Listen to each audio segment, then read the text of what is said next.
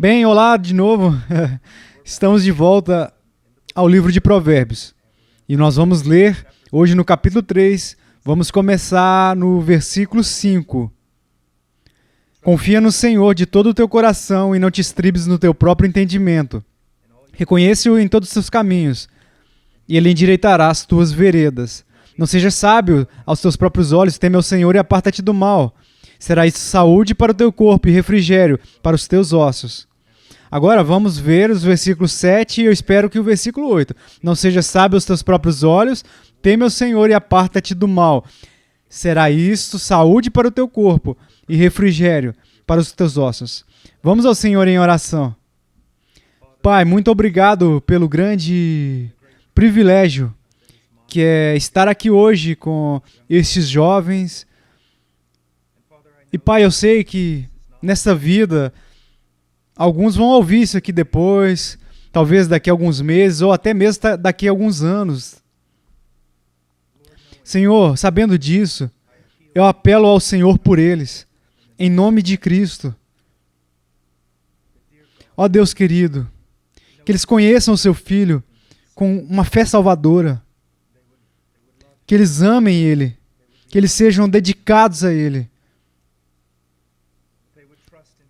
que eles confiem no trabalho, na obra finalizada, em seu nome, que eles confiem na graça, no amor de Deus, que eles se inclinem, não pelo próprio entendimento deles, mas que eles confiem no Senhor, no Senhor nosso Deus, com todos os seus corações, alma e mente e força. E eu peço isso em nome de Jesus. Amém.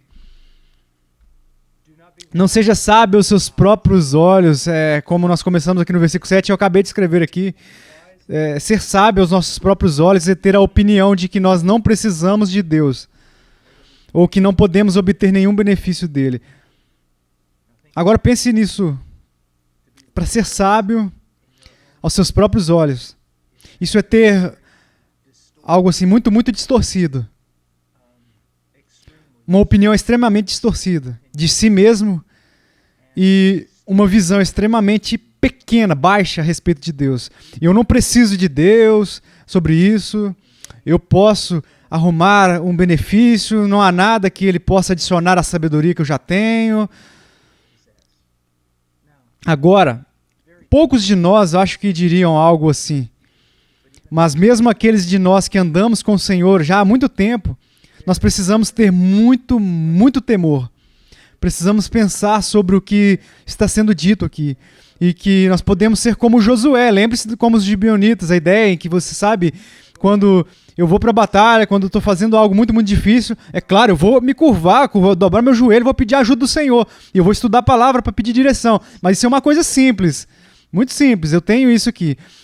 Então, assim, nós temos que fazer isso em todas as coisas. O que nós somos chamados, pois nós não somos sábios, não podemos ser sábios a nós mesmos, aos nossos próprios olhos. Agora, eu escrevi aqui algo que eu quero compartilhar com vocês. Para ser sábio aos nossos próprios olhos e pensar que não precisamos de Deus, não é apenas um orgulho, é um pensamento muito maior de nós mesmos, é um absurdo. De verdade, é ridículo. Agora basta ouvir isso. Este Deus é onisciente, Ele conhece, sabe todas as coisas. Ele conhece todas as coisas perfeitamente, exaustivamente. Eu quero dizer, tudo. Ele sabe instantaneamente. Ele não tem que calcular ou descobrir. Ele já sabe todas as coisas, independentemente do tempo presente ou passado, futuro, enfim. Você não gostaria de atraí-lo para o seu conselho? Você não gostaria de saber algo dele? Um conselho dele? Você não acha que ele poderia acrescentar algo a essa grande sabedoria que você pensa que você possui de si mesmo? Apenas olhe para este Deus, que ele é onisciente, ele sabe de todas as coisas. Olha, quando você está dirigindo um carro e chega numa curva, há uma linha amarela dizendo para você não ultrapassar. Por quê? Porque você não pode ver ao redor da curva, você não pode ver além do torno da curva. Simples. Você não sabe todas as coisas. Deus sabe, conhece todas as coisas passadas, presentes e futuras. Isso também significa que Ele conhece todas as coisas perfeitamente. Você pode saber algumas coisas. Você pode conhecer muitas coisas, mas você não sabe nada perfeitamente. Você não pode ver o fim das coisas. Você não pode ver o fundo. Você não pode ver o topo. Você não sabe as coisas perfeitamente. Você não conhece exaustivamente. Você não conhece as coisas exaustivamente além do seu entendimento. Nós descobrimos, você está fazendo... O que você está fazendo? Deus conhece o que você está fazendo. Instantaneamente.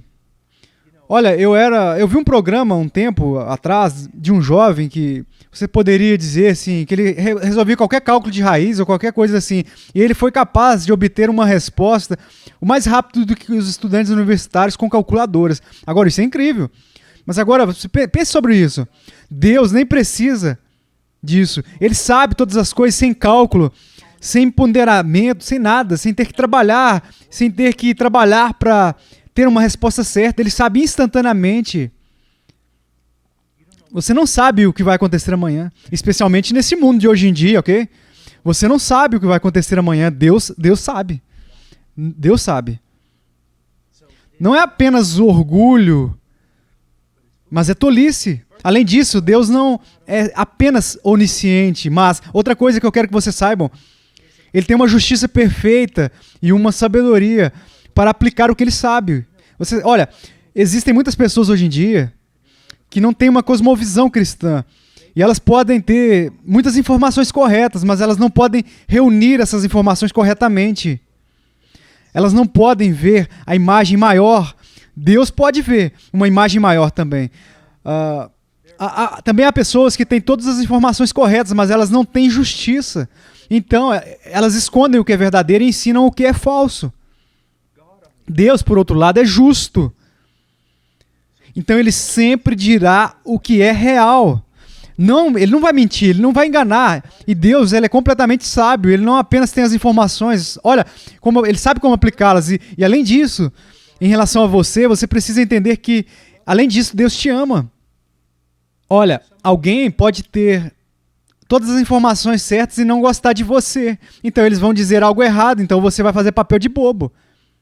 Mas Deus te ama. Ele quer o melhor para você. Ele conhece os planos que Ele tem para você. Ele te ama mais do que você se ama.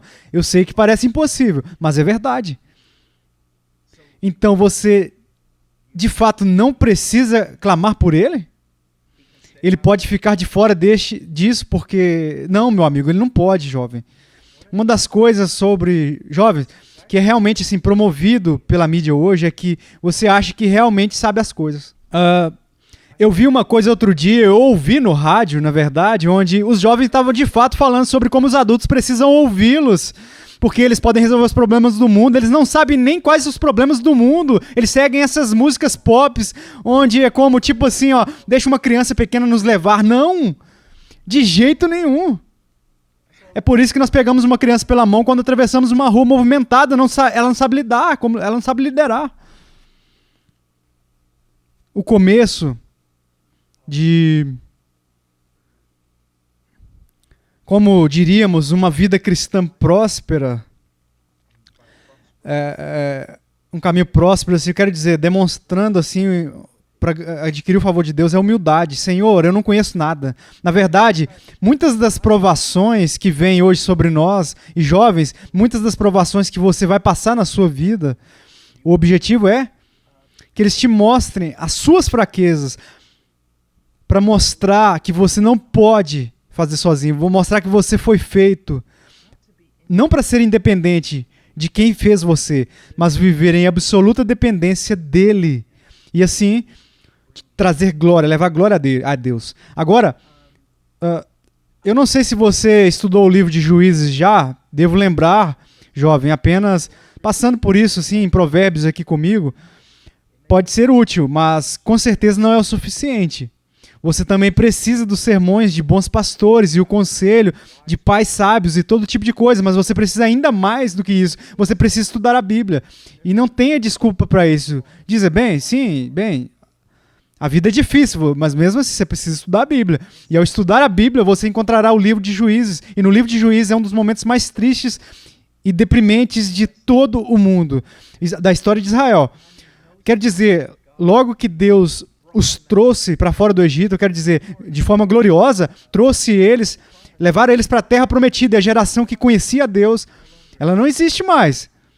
E a geração que foi criada no lugar dessa geração não sabe, não conhecia Deus, não seguia Deus, e diz que naqueles dias não havia rei em Israel e todo homem fazia o que era certo aos seus próprios olhos. Não está dizendo aqui, a ideia não é basicamente que eles não tinham um rei, ou que precisavam de um rei, ou precisavam de um presidente. Não. A ideia aqui é que eles precisavam de Deus. Se você vê 2 Reis, de acordo com o capítulo 17 de Deuteronômio, o rei deveria fazer a lei, assim, escrever a lei com a própria mão dele, para ele mesmo, assim, ó. E em seguida, era para o rei ler essa lei todos os dias da vida dele. Então, o que de fato está dizendo aqui é que não havia uma expressão da autoridade de Deus em Israel. E todo mundo fazia o que era certo aos próprios olhos. Agora, não vamos pensar em Israel por um momento. Vamos pensar em você e eu. Digamos que você está pensando, digamos que você, não sei, você tem lá 17 anos e você está pensando em um relacionamento. Você quer namorar com uma jovem, ou um jovem, ou... Como você iria resolver isso? Você faria o que é certo aos seus próprios olhos? Você perguntar a outros adolescentes da sua idade? Você não se baseia na interação com outros jovens, ou num filme que você assistiu, não, por favor, não faça isso. Ou na mídia, ou algo parecido, a internet. Ou você iria às escrituras? Você faria o que é certo aos seus próprios olhos e provavelmente aos olhos da maioria das outras pessoas? Ou você consultaria Deus? Ou você consultaria a sua autoridade para determinar como você deve agir? Não seja sábio aos seus próprios olhos. Não seja sábio aos seus próprios olhos. Olha, quando eu estava na selva, quando eu entrei na selva, eu estava assim um pouco... Eu tenho que admitir que eu estava com um pouco de medo. Olha, você está em algum, tipo um rio assim lá na Amazônia ou algo assim, e o barco fica amarrado na beirada assim, embaixo, e você sabe, você é maior, você é grande, e você tem que pular para fora do barco, e embaixo do barco para arrancar esse negócio que fica amarrado. E lá é cheio de piranhas, jacarés, anacondas, e eu vou ter que nadar no meio dessa bagunça. E é uma das coisas que você faz e percebe que eu não vou sobreviver, a menos que eu encontre alguém que tenha alguma autoridade. A menos que eu fique com um cara, e para mim algum peruano lá, que viveu lá há muito tempo, na selva por toda a vida e sabia fazer isso. Então, quando eu encontrei aquele cara, eu perguntei a ele todos os tipos de perguntas que eu poderia fazer, o que eu tinha que fazer, o que acontecia isso, o que acontecia aquilo.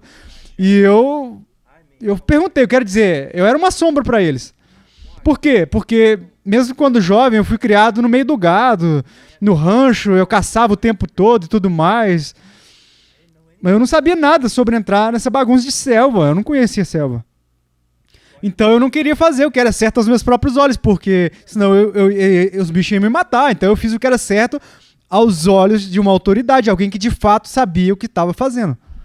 E essa é a ideia aqui, exceto que essa autoridade não é simplesmente alguns aguarunas, assim, membros de uma tribo. E é Deus. Ele é onisciente, perfeito, justo, santo, amoroso em todos os seus aspectos. Agora, não podemos ser como o povo de Israel, que fizeram o que era certo aos seus próprios olhos e sofreram, e sofreram, e sofreram, e sofreram de novo, e logo que Deus lhes enviou um Salvador para libertar eles dos inimigos, então eles voltaram a fazer o que era certo aos seus próprios olhos. Não seja assim. E deixa eu dizer uma coisa, eu conheci pessoas que são assim, literalmente. Quando elas completam 50 anos, parece que elas já têm 80 anos e parece que elas sempre têm mais da metade até a morte delas, todos os dias da vida delas. Por quê? Porque constantemente fizeram o que era certo aos seus próprios olhos. Não faça isso. Agora, ele diz, não seja sábio aos seus próprios olhos. Positivamente ele diz, teme o Senhor e aparta-te do mal. Agora, nós sabemos que a sabedoria começa com o temor do Senhor, com uma profunda reverência por Deus. E uma reverência pela sua palavra. Aqui eu escrevi mostrar uma profunda reverência, permanente respeito pelo nosso Senhor e se afastar do mal que ele tanto despreza. Olha, seus pais te pedem para você não fazer alguma coisa, Mas aí você vai e faz a si mesmo. Você não está apenas quebrando uma regra, como dizemos algumas lições atrás, você está desonrando seus pais, você está mostrando falta de respeito, falta de reverência pelos seus pais. Quanto pior é quando você faz o mesmo com Deus, quando você não respeita, não reverencia Ele, você não tem um profundo respeito por Ele, e você demonstra para Ele que não se afastando do mal, mas indo para o mal. E observe aqui, jovem, aqui diz que para se apartar do mal, não é necessariamente tá falando assim de alguém que está fazendo o mal e depois se afasta dele, mas também, olha, o momento em que você vê o mal, você tem que se afastar dele. Se lembre, por que ele caiu? Ele olhou. E obviamente continuou olhando. Por que Davi caiu com a Betseba? Ele olhou e ele viu, e ele continuou cobiçando, olhando, ele continuou vendo. É como se você soubesse. Eu ouvi essas histórias sobre uma cobra lá na Ásia, olha, que ela olha para alguém e ela literalmente ela coloca em transe e ela começa a caminhar em direção. Agora, isso é uma lenda, mas é do mesmo jeito. Mas a realidade, você olha para o pecado e ele tem um poder de atrair. Então a reverência ao Senhor mostra respeito por Ele. E se afastar do mal também. Mostra um profundo respeito. O quê? Respeitando a palavra do Senhor. Olha, eu ouvi tantas pessoas já hoje que dizem que amam a Deus. Eu ouço muitas pessoas que dizem que amam a Deus. Mas eu não vou julgar, mas há algo que isso tem que ser dito. Jesus disse, você me ama? Guarda os meus mandamentos. Como demonstramos amor ao Senhor? Fazendo o que Ele disse. Se você me ama, guarde os meus mandamentos. Se é verdade, sabe que eu ouço pessoas o tempo todo dizer, bem, eu sei que eu reverencio o Senhor, eu tenho um profundo respeito pelo Senhor. Você se afasta do pecado? E não apenas dos grandes pecados, mas de todos os tipos de pecados? Você diz, bem, você jovem, você diz, eu tenho uma profunda e permanente reverência pelo Senhor. Você limpa o seu quarto? Porque sua mãe quer que você limpe o seu quarto? Você vê essas pequenas coisas. Eu vejo tantas pessoas que estão dispostas, olha, fazer grandes demonstrações do seu amor e reverência a Deus, e eles nunca têm oportunidade, por exemplo, de ser como um mártir, mas fazendo as pequenas coisas, jovem, em todos os aspectos da vida. Você está entendendo? Agora, nós temos algumas promessas aqui. Promessas para aqueles que confiam e buscam o Senhor. Diz, não seja sábio aos seus próprios olhos, teme ao Senhor e aparta-te do mal. Mas todo o contexto aqui no versículo 8, será isso saúde para o teu corpo e refrigério para os teus ossos. Agora, antes de falar sobre essa promessa, esse texto inteiro aqui está falando daqueles que confiam no Senhor e o procuram. Agora eu quero que você note algo. Eu confio antes de procurar. E da mesma maneira, eu vou colocar a confiança antes da obediência. Você está entendendo? A pessoa que de fato procura o Senhor é a pessoa que confia nele. É quem confia nele. É quem de fato obedece a Deus. É quem antes de obedecer confiou nele. Deus dá um mandamento e diz, não toque nessa coisa que você está desejando. O que pode te motivar a manter esse mandamento? A sua confiança nele. Você confia no que ele está dizendo, confia que é verdade. Então você confia que ele está dizendo que é para o seu benefício. Então você confia que ele está dizendo para dar glória a ele. E você confia que ele é digno de glória. Então, você entende? A nossa obediência a Deus, nosso amor a Deus, nossa busca por Deus depende de algo que muitas pessoas hoje ignoram e muitos pregadores ignoram. Quero dizer, quantos sermões você já ouviu sobre quem Deus é? Ou quem que é Deus? Como que é tão maravilhoso sobre Deus? Sobre as excelências de Deus? Sobre as belezas de Deus? Os atributos de Deus? Muito raramente. Então, é tão difícil para o povo de Deus confiar em um Deus que eles não conhecem, amar um Deus que eles não conhecem. Obedecer a um Deus que eles não conhecem. Então, jovem, em todos os seus estudos das Escrituras, ao ler as Escrituras, a primeira coisa que você deve perguntar não é o que está dizendo sobre mim. Quando você lê as Escrituras, a primeira coisa que você precisa perguntar é o que está me falando sobre quem Deus é, que tipo de Deus que é esse, porque eu preciso conhecer Ele para que eu possa crescer na minha confiança nele, no meu amor por Ele, na minha obediência por Ele. Agora ele diz que fará os seus caminhos retos. Eu escrevi aqui, ele guiará a direção da sua vida e o levará a cada vez mais luz, até o amanhecer aparecer. Ele o guiará na direção de sua vida de acordo com os seus propósitos. Agora, jogue fora a ideia de autorrealização. Você sabe, esses pregadores da prosperidade, esses pregadores tolos na TV, olha, se você reconhece o seu Deus, se você acredita em Deus, Ele vai te dar as coisas que você quer e tudo isso. Joga esse lixo fora. Porque nada disso importa. O que importa é, no final da sua vida, ter cumprido os propósitos de Deus. Que no final dos seus dias, você foi um servo de Deus, um servo agradável de Deus, e que você o reconheceu. E se você estudar a palavra dele, se você submeter a ele, ele fará o seu caminho reto para que no fim dos seus dias você seja reconhecido um servo de Deus. Você fez a vontade de Deus. E você foi agradável a Deus. Agora, ele diz que vai fazer o seu caminho reto. A palavra também significa não apenas reto, mas uma ideia aqui de suave. Só que isso não significa que se você reconhece a Deus os seus caminhos da sua vida, que será tudo fácil. Absolutamente não. Deixa eu ler isso. Deus irá remover os obstáculos que dificultam o bem na sua vida. Você diz, bem, isso soa bastante maravilhoso para mim. Calma. Precisamos definir o que é bem na sua vida, o que é bom. Mantenha aí marcado nesse lugar, vamos para Romanos, capítulo 8. Mantenha marcado aí em Provérbios, eu vou pular só por um segundo aqui. Romanos 8.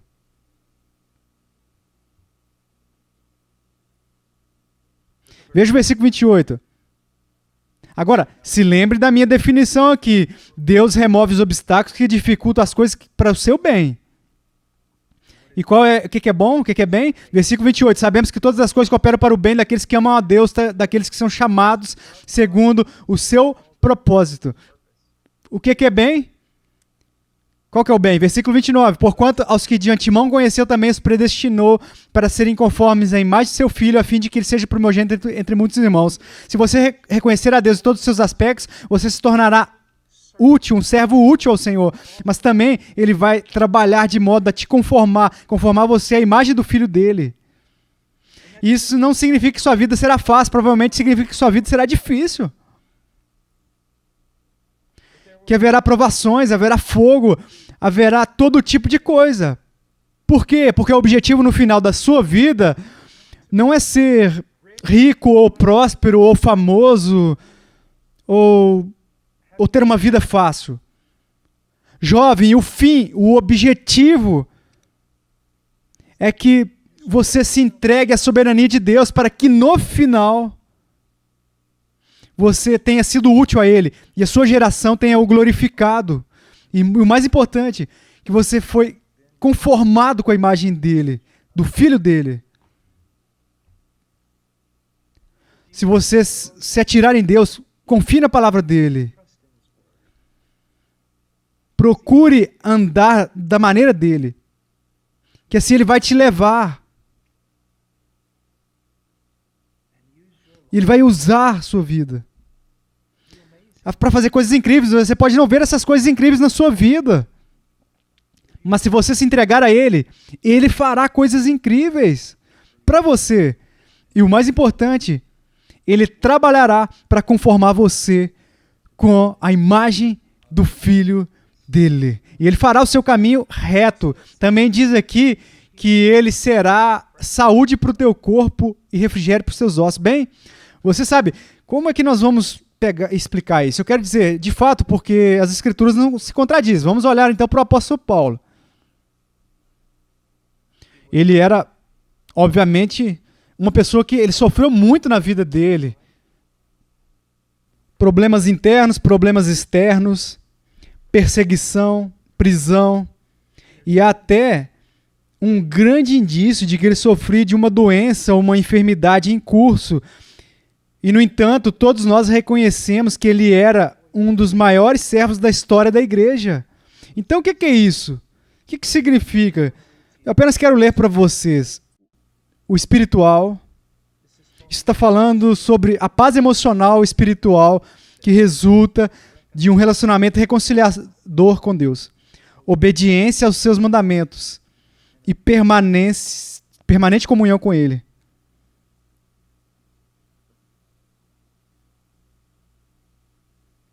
Quando você sabe quem Deus é, e você conhece o poder dEle, a soberania dEle, e o seu grande amor por você, enquanto você caminha com Ele e vê a sabedoria dEle na palavra dEle, os cuidados que Ele tem por tudo na vida,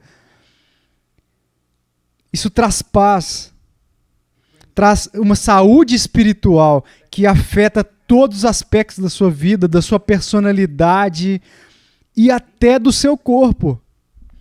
Olha, eu mencionei anteriormente que existem algumas pessoas que elas apenas constantemente estão se afastando do Senhor e parece que elas são derrotadas, preto no branco, e elas parecem que com 50 anos têm 90.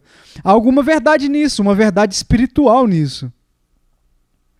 Eu tenho amigos que sofreram pólio, sofreram acidentes, sofreram na prisão, mas eles têm... A vida deles é marcada pelo conhecimento de Deus e confiança em Deus e conhecimento de Deus e caminhando com Deus.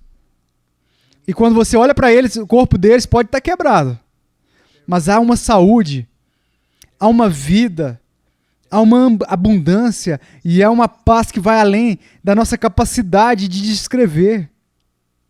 E embora sim, uma vida divina terá um efeito positivo, até mesmo no seu corpo. Mas o mais importante, tem um efeito positivo sobre a sua alma. Sobre a sua alma. Também quero que você perceba que, embora eu esteja falando a respeito de paz espiritual e mental e emocional e interior, paz interior, eu também quero que você saiba que todas as coisas estão sendo consideradas. O homem ou a mulher que se submeter à vontade de Deus prosperará muito mais do que aqueles que recusam seguir a vontade de Deus. É uma coisa boa para o nosso corpo, isso é uma coisa boa para a nossa mente, é uma coisa boa para a nossa economia. E todas essas coisas são verdadeiras. E eu não quero tirar isso delas. Mas eu quero que vocês vejam, jovens, há uma coisa que está longe, que é maior. Isso é comunhão, e comunhão, relacionamento com Deus, como um filho reconciliado de Deus, ok? Então ele diz que trará refrigério. Olha, a palavra aqui é literalmente uma bebida. Ele vai trazer uma bebida. Eu estive em alguns desertos onde a minha boca estava muito, muito seca. E na maioria das vezes não era água fria que a gente bebia, mas a gente tinha que ferver a água de um riacho até que ela fosse quente e tivesse até com gosto de fumaça, mas ainda assim estava refrescante. Mas imagina estar através assim do deserto do mundo, na bebida da água assim mais pura e limpa, mais pura, imagina mais pura, mais fria, mais legal. Essa é a ideia aqui. Como cristão, você vai andar através assim de um mundo um tanto seco. Mas a palavra de Deus, a vontade de Deus, a presença de Deus, o Espírito de Deus serão como uma bebida, uma água fria, refrescante no meio deste deserto. E é por isso que nós permanecemos nele, que é porque nós mantemos assim a nossa comunhão com ele. E ele diz aqui dos ossos, se referindo ao nosso bem-estar físico, mas ele está falando de um bem-estar que chega até a profundidade, porque você não pode ver os meus ossos, eles estão dentro de mim. Mas toda a ideia aqui é que trará um refrigério através assim do seu ser interior, um refrigério maior no seu ser interior, que por si só também afetará de muitas maneiras a sua própria saúde física. Então nós temos confiança no Senhor. Mas agora eu vou dizer algo que você provavelmente já está cansado de ouvir. Você não pode confiar em um Deus que você não conhece. E você não pode conhecer a Deus além, fora das Escrituras. Ó jovens, há muitas atividades hoje na internet, Não há pessoas ouvindo muitos sermões e elas estão nos blogs, estão procurando controvérsias. Por que você não se afasta de tudo isso? Ou pelo menos da maior parte disso? Gaste muito tempo na palavra de Deus. A princípio será difícil e a princípio parecerá que você não está tendo grande progresso. Mas com o tempo haverá um grande progresso. Ok. Bem, Deus abençoe. Continue andando, caminhando com o Senhor, continue acreditando nele. E sempre perceba que há um herói, apenas um herói nessa história, e não sou eu, não é você. É o nosso irmão mais velho, Jesus Cristo, que triunfou em todos os sentidos em que nós falhamos. Deus te abençoe. Tchau, tchau.